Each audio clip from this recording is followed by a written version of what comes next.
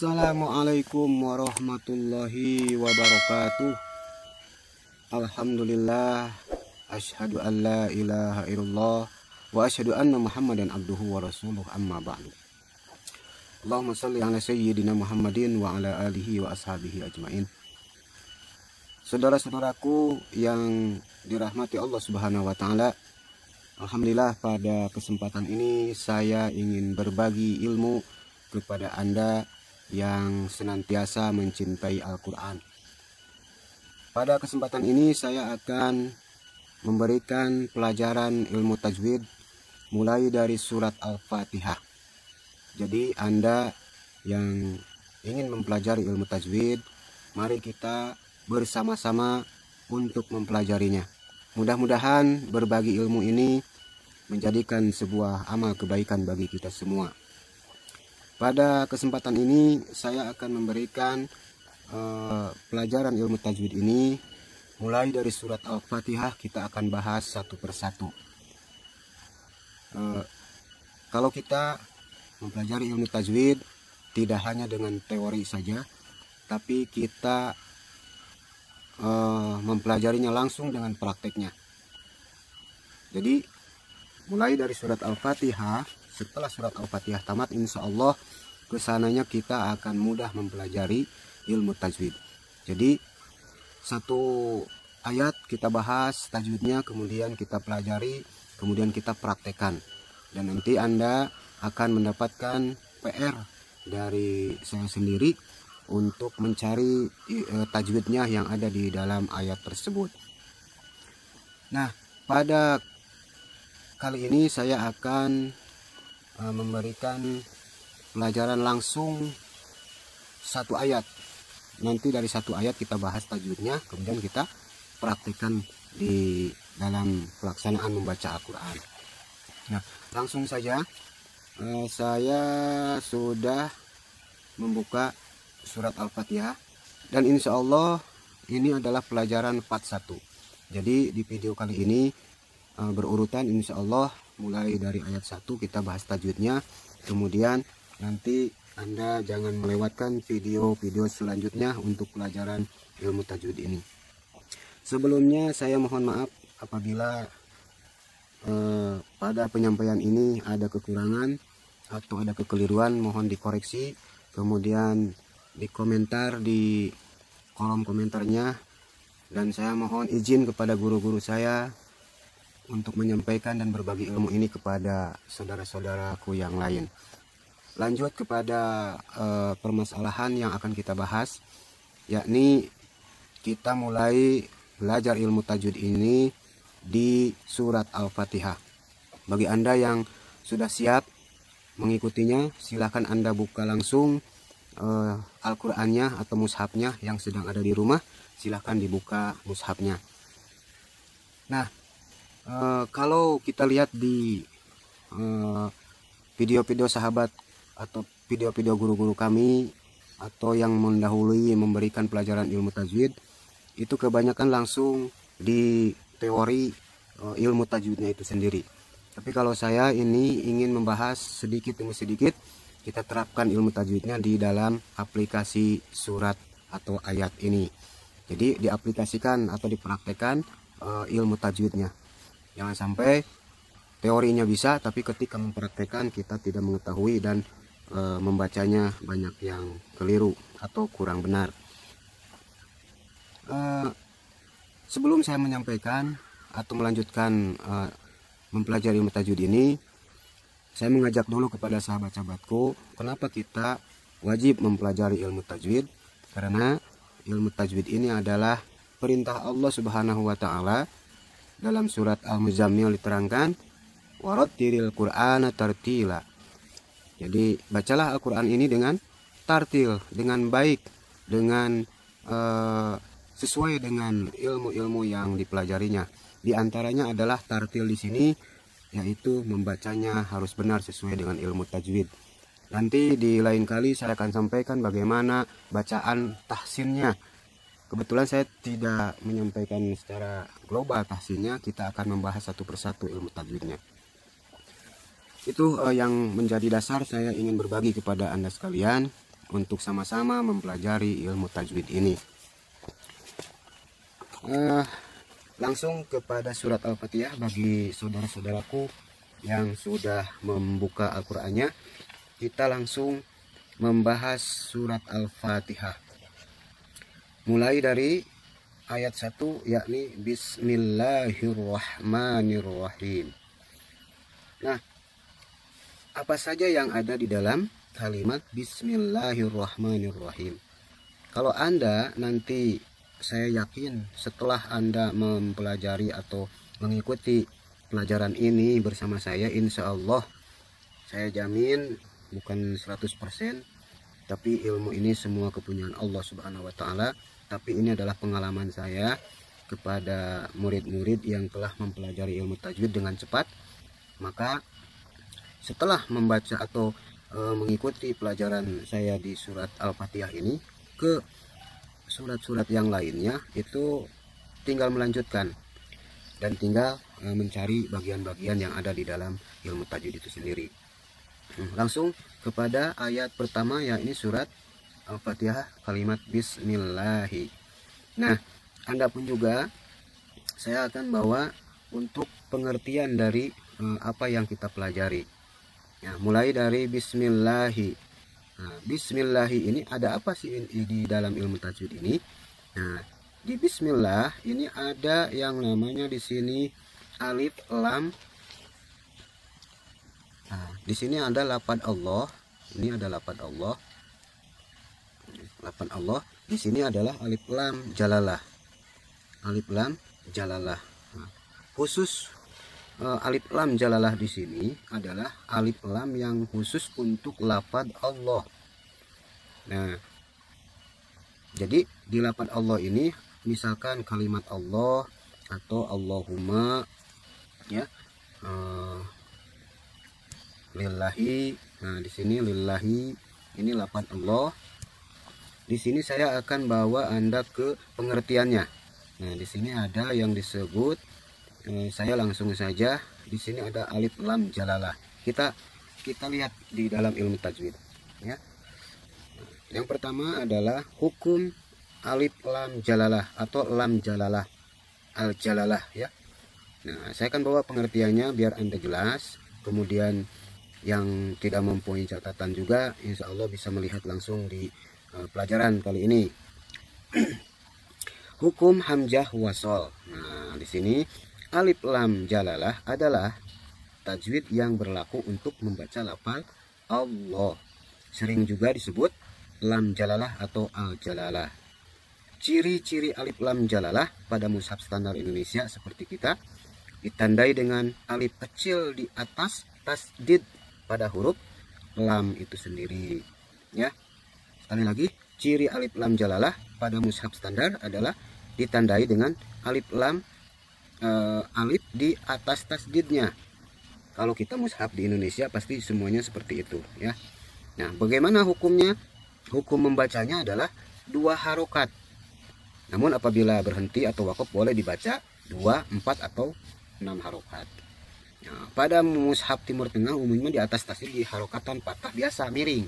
Jadi perbedaannya, kalau Anda jangan kaget kalau misalkan melihat di atas lafaz Allah itu, di atas lamnya, di atas tasdidnya ada yang berdiri, ada yang miring. Kalau di Indonesia itu dikasih yang berdiri. Kalau yang dari Timur Tengah biasanya dimiringkan, ya.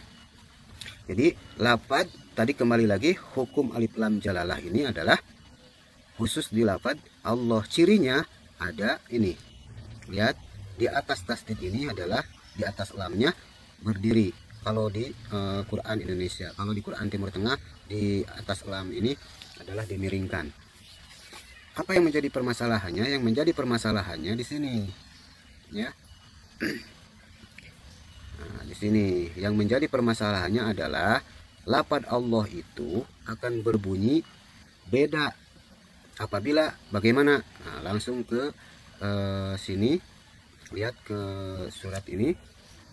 Nah, yang menjadi permasalahannya di sini Bismillahi. Nah, di sini ini karena mushafnya mushaf Madinah, jadi tidak diberdirikan di atas lamnya. Nah, Bismillahi lafaz Allah ini, ya, lafaz Allah ini yang menjadi masalahnya adalah pembacaan, ya. Nah, dibacanya ada yang disebut tafhim, ada yang disebut tarqiq. Kalau tafhim adalah bacaannya itu ditebalkan. Contoh, kalau misalkan lafaz Allah ini diawali sebelum lafaz Allah ini ada kasroh, misalkan bismillahi, maka yang membedakan adalah bacaannya. Kalau diawali dengan kasroh, maka dibacanya bismillahi, yakni dibaca tarkik, ya. Tarkik itu tipis, jadi dibacanya tarkik, dibaca tipis, bismillahi, ya, tidak bismillahi, tapi bismillahi. Nah, paham ya saudara-saudaraku, sahabat-sahabatku. Jadi yang pertama adalah di lafaz Allah atau lam jalalah ini, apabila diawali dengan huruf kasroh awalnya, maka berbunyi huruf lamnya ini berbunyi huruf a, atau dibacanya la, ya. Tapi kalau misalkan lafaz Allah ini sebelumnya atau sebelum lafaz Allah ini ada fathah atau domah, maka ini dibacanya harus tafhim, yakni tafhim itu dibaca tebal. Misalkan di sini ada di surat, nah di sini di lafaz Allah yang diawali dengan huruf, nah contoh lihat di sini di surat yang lain, kalau lafaz Allah ini diawali dengan fathah, maka dia akan berbunyi huruf lo atau berbunyi huruf lo. Jadi jangan dibaca Allahu, tapi dibaca Allahu. Paham ya kawan-kawan? Ya, kawan-kawan apa paham ya? Insya Allah, mudah-mudahan.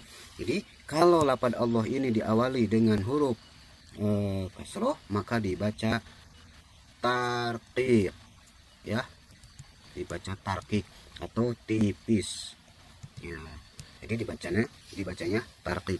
Bismillahi, kalau diawali dengan fathah atau domah, maka dibacanya tafhim atau tebal. Wallahu, ya, Allahu. Nah, karena ini adalah diawali dengan kasroh, maka ini dibacanya tipis, disebut tarqiq. Yaitu pelajaran pertama yang saya akan sampaikan. Mudah-mudahan Anda mulai paham, mulai terang. Oh, ini yang disebut lam jalalah ini. Kemudian cirinya dibaca tafhim atau dibaca tarqiq. Kalau misalkan dibacanya awal atau dibacanya tidak diwakofkan, artinya atau diwasolkan, maka dibacanya 2 harokat. Contoh, bismillahi, bismillahi. Nah, jadi tidak bismillah, tidak. Tapi kalau misalkan lafaz Allah ini diwakofkan, maka dia bisa sampai 6 harokat. Itulah sahabat-sahabatku pelajaran yang pertama mengenai alif lam jalalah khusus di lafaz Allah. Kesimpulannya, kalau kita menemukan lafaz Allah atau disebut alif lam jalalah, sekali lagi alif lam jalalah itu lafaz lam, di atas tasydidnya ada tanda fathah, maka dibacanya ada 2 kemungkinan. Kalau di awalnya dengan kasroh, maka dia dibaca tipis, ya. Kalau diawali dengan fathah atau domah, maka dia dibaca tebal atau tafhim. Itu kesimpulan yang pelajaran pertama di lafaz alif lam jalalah khusus di lafaz Allah, tafhim atau tarqiq. Nah, tugas Anda, tugas sahabat-sahabat, jangan terburu-buru kalau kita mempelajari ilmu tajwid. Insya Allah pelan-pelan, satu video saya akan sampaikan 1 pelajaran biar Anda paham, ya. Tugasnya adalah cari di dalam Al-Quran, misalkan dalam surat Al-Fatihah ini ada berapa huruf tarqiq yang ada di lafaz alif lam jalalah, ada berapa lafaz Allah yang diawali dengan kasroh dan diawali dengan fathah atau doma. Kalau tidak ada, kita PR-nya adalah kasih di kolom komentar. Anda misalkan saya menemukan lafaz Allah yang diawali dengan kasroh saja di surat Al-Fatihah, misalkan Bismillahi. Nah, kalau Anda menemukan di surat yang lain, misalkan masuk bergeser ke surat Al-Baqarah, apakah Anda menemukan lafaz Allah di sini yang berkaitan dengan tafhim atau tarkiknya? Nah, misalkan kalau tidak, kita cari terus ke ayat selanjutnya ya. Kalau misalkan sampai mana, nah misalkan di sini ada billahi, apakah ini tafhim atau tarkik? Nah, di sini ada Allah, apakah ini tafhim atau tarkik? Nah, ini contoh-contoh ini Anda silahkan di kolom komentar Anda cantumkan di surat Al-Baqarah. Jadi jangan langsung ke surat Ali Imran dan lain sebagainya. Kita mulai dari Al-Fatihah. Kalau tidak ada di Al-Fatihah, kita cari di surat Al-Baqarah. Jadi nanti misalkan saya di kolom komentar itu saya menemukan lafaz Allah yang berbunyi tafhim ada di surat sekian, atau tarkik ada di ayat sekian ya. Itulah saya mohon kepada sahabat-sahabat untuk menuliskan di kolom komentarnya PR-nya. Mudah-mudahan Anda menjadi ahli Al-Quran. Insya Allah di video kedua saya akan sampaikan pelajaran yang terdapat di ayat ini. Jadi seputar masih surat Al-Fatihah. Jadi kita akan bahas ini satu, ini satu, ini satu. Di sini pun juga nanti Anda akan menemukan ini bahasanya setelah ini adalah alif lam. Kemudian bahasanya masalah ro. Kemudian di sini ada kenapa di sini fathah berdiri. Kemudian di sini ada ro, kemudian di sini ada. Jadi saya akan berikan kepada Anda insya Allah satu persatu. Jadi bahasanya satu persatu insya Allah. Setelah surat Al-Fatihah ini selesai, Anda ke surat yang lain insya Allah bisa. Sekian dulu pembahasan yang pertama. Mudah-mudahan menjadikan pelajaran kali ini sebuah ilmu, dan mudah-mudahan kita menjadi ahli Al-Quran. Mohon maaf apabila ada kekeliruan atau kesalahan dalam penyampaian. Insya Allah kalau Anda misalkan menyukai pelajaran ini, silakan Anda share kepada yang lain, kemudian ajak teman-teman untuk sama-sama belajar bersama saya di video kali ini. Sekian, Allahumma arhamna bil Quran, Allahumma arhamna bil Quran, Allahumma arhamna bil Quran. Wabillahi taufiq wal hidayah wal inayah. Assalamualaikum warahmatullahi wabarakatuh.